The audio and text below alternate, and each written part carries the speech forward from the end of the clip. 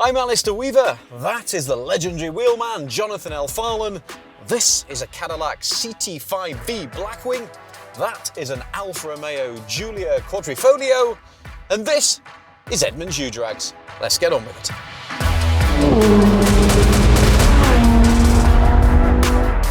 Ooh, this is going to be exciting. Today we have the 2024 Alfa Romeo Giulia Quadrifoglio with 505 horsepower and 443 pound-feet of torque. It's running on Pirelli P0 Corsa ARs.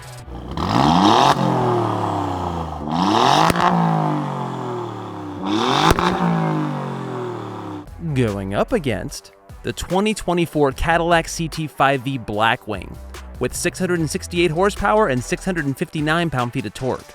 It's rolling on Michelin Pilot Sport 4S's. These two are going head-to-head on our Edmunds U-Drag track, which starts with a quarter-mile drag, then they hit the brakes, do a 180, and power back to start-finish. At the end of the first run, we'll swap drivers and lanes and do it again. I'm not gonna lie, I love both of these cars so much. Do you want to find out more about them? Then head on over to Edmunds.com. So let's set up the Blackwing for racing. As you can probably see by how much I'm sweating, it's extraordinarily hot, over 100 degrees here today. So we press V on the steering wheel. We've pre-configured Race 2 to basically give us maximum everything. Stability control, traction control, off. And then for launch control, foot on the brake, right foot on the gas, release the brake, and away we go. Let's race. All right, it's me in the Alfa Quadrifoglio. How to launch this thing? It's pretty straightforward because it doesn't have any launch control. So what we do have is we have a race mode. Put it in race, it turns everything to its sportiest setting, including the suspension, and it turns stability control off. So we'll get plenty of wheel spin, plenty of tail out action if we're not careful.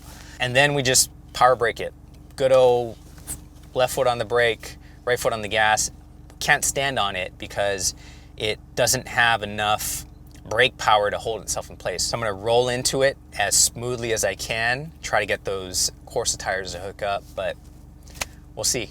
This thing certainly has some stiff competition with that Blackwing because it's a far more modern car, but screw it, let's do this.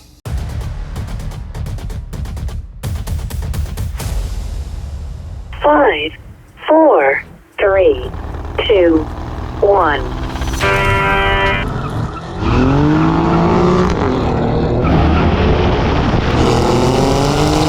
Oh, he's gone! Bye-bye, Mr. Alpha. God damn it.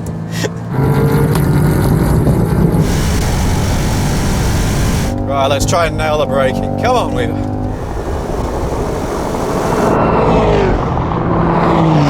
Big, beautiful, blue Blackwing.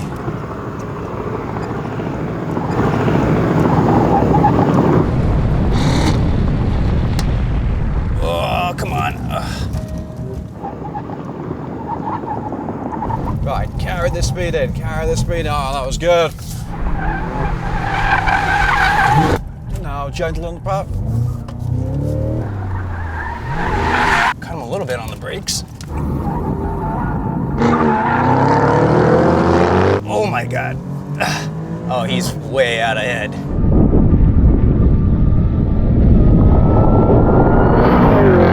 Very patient on the power. Oh. He is way out ahead. Oh.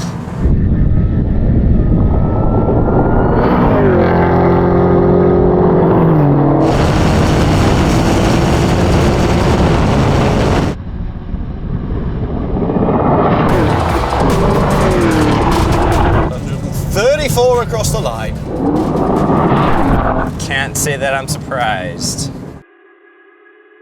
So Jonathan, it wasn't much of a race in the end. This thing just powered off the line and you had to brake pretty early compared to what I'm used to on the U-Drags course, but it was still pretty conclusive.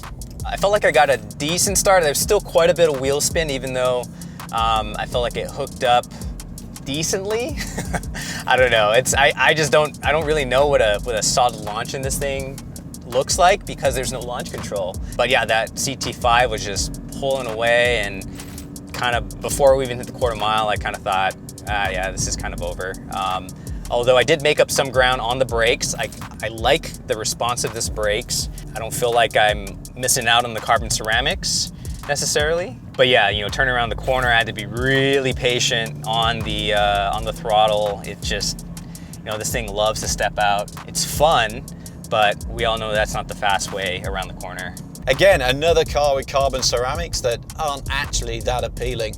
You kind of imagine you paid 9 grand for a set of brakes that is going to feel absolutely mega, and the reality is it just doesn't. I think I would like to have a go at that CT5 Blackwing. I'm tired of getting spanked in this this Giulia. It's how we swap lanes and swap cars.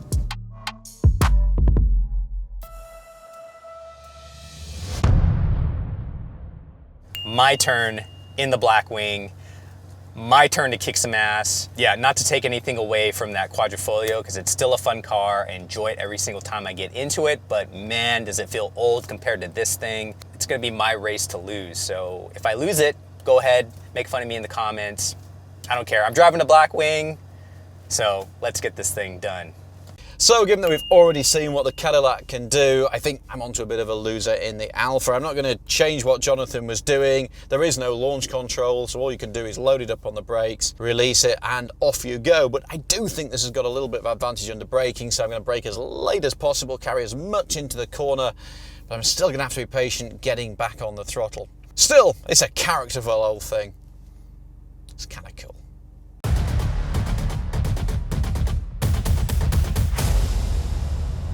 Five, four, three, two, one.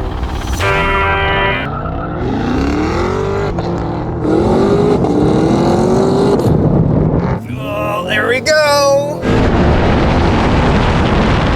He's just gone.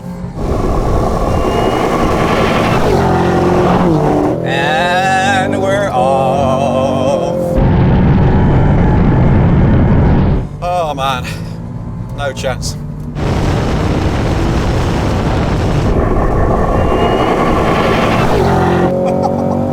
See you later.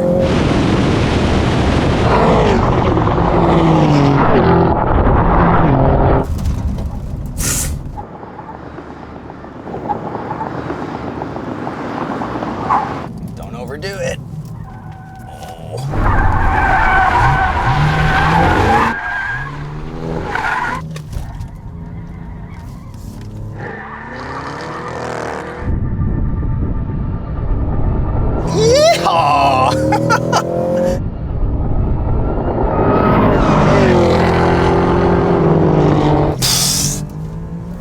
I think I got a little bit under braking, but no chance.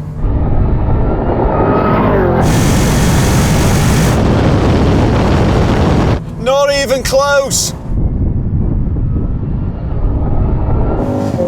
Dude, I just cruise control right here.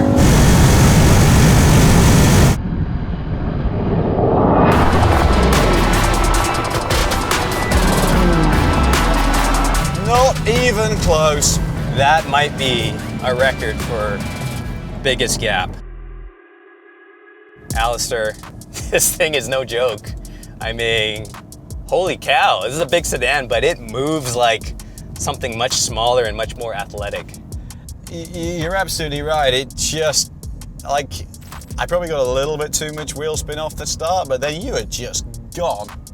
And I think this is, feels a little bit more agile under braking and then through the initial turning phase, but ultimately that's just things got so much grunt and so much grip. It might be a bit of a sledgehammer instead of a scalpel, but it's a hell of a thing. Yeah, I mean, I can't honestly say I'd see myself doing track days in this thing. I think there's just a little too much weight to contend with. The brakes I felt weren't bad. Like I think after your experience, I had a hard time trusting them, so I didn't take it too deep, but I was so far ahead, I wasn't really worried about leaving a little bit of braking on the table. And yeah, and then out of the corner, I just leaned on the PTM. I wasn't even like, I wasn't even trying to be careful. I just floored it and let the PTM sort things out, and it just fired me out of the corner. It was awesome. I was trying anyway, I'd lost, but I was trying so hard under braking and just trying to trail brake it all the way through the apex, then get sort of back on the power. But it's, yeah, I mean, it was a hopeless cause, shall we say, hopeless cause. I mean, it's really strange to say this, but like, you know, that car is really kind of old technology. You have to use traditional methods of driving and like actually good practices of driving to actually drive it effectively. Whereas here you can sort of be reckless with it, and it, you know, just allow the electronics to sort everything out. You know, from that standpoint, it's probably a little bit more rewarding to drive that Quadrifoglio because, you know, you can spin out, you can get yourself into trouble. Whereas with this thing, as long as you have the safety nets on, you really can't get into too much trouble unless you just totally miss your brake marker and go off the road. Yeah, I still like this Alfa. It's a little bit old now. It feels very tired in places. They haven't really updated it over the years, but it's still a cool thing. I'm with Alistair. It is a cool thing. Here's the track conditions. And for the best numbers. 0 to 60 goes to the Blackwing at 3.9 seconds. Quarter mile goes to the Blackwing again at 11.6 seconds. But what about max cornering? It also goes to the Blackwing, pulling 1.1 Gs. And the win goes to the Blackwing with its best time of 34.2 at 133 miles an hour. If you want to check out the official leaderboard, head on over to edmunds.com/U-Drags. The Alfa places 29th with its best time of 37 seconds at 122.9 miles an hour. And the Blackwing did not beat its previous best time and stays in 13th. There ain't no substitute for cubes. Ain't no substitute. Let me for translate. There's no replacement for displacement. I'm sure there's some sort of like no substitute expression. There's something like that. Long and short of it is 6.2 litre V8 with superchargers, massive engine, massive horsepower, beat the charismatic Italian. The Giulia Quadrifoglio was a fantastic car when it came out back in 2016.